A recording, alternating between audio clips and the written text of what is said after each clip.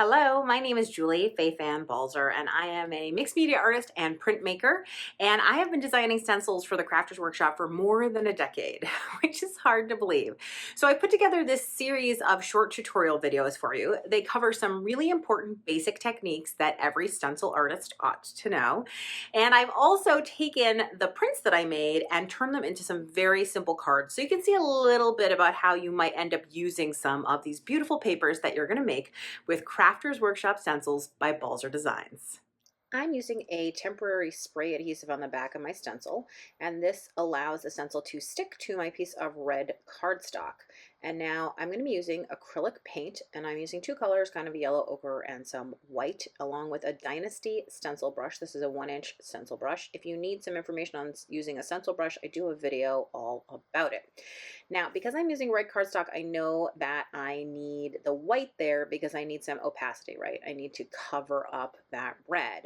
And then I'm just going to keep on layering in the yellow family to get a kind of glow effect. So I'm using a slightly brighter yellow now to create more of a glow. And then I'm going to use that yellow ochre on the outside to kind of bring it in. I'm using a hot pink, if you can believe it, to mix a really nice orange with that yellow. And there's that yellow ochre that I mentioned going on as well. So now when I peel the stencil off, you can see I've got a beautiful, clean, gorgeous stenciling, and that red paper looks great. It looks like I did a lot more work than I actually did. So here's a tip: start with red paper instead of white. So now that my paper is dry and ready to go, I have cut down just a little under 5 by 7 and then an extra strip that was an offcut. I also have my card base and my sentiment. So I'm putting some adhesive onto here, and now this stencil is so pretty, I just thought I didn't need to do a lot to it, right? Other than just cut it down and use it. And I love it when stencils are like that, when you can just go ahead and use them and you don't have to actually think about what you're going to do with it.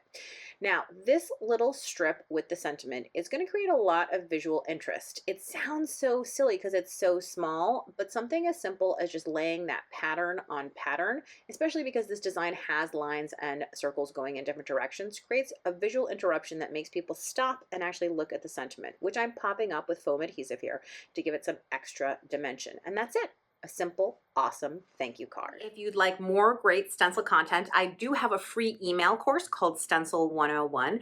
And of course, you can visit my classroom site at balzerdesigns.com and find lots and lots of classes of all kinds.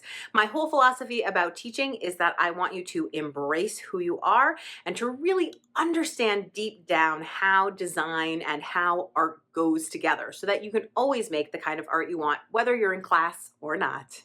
Thanks for watching. I hope that you will subscribe, like, and comment on this video.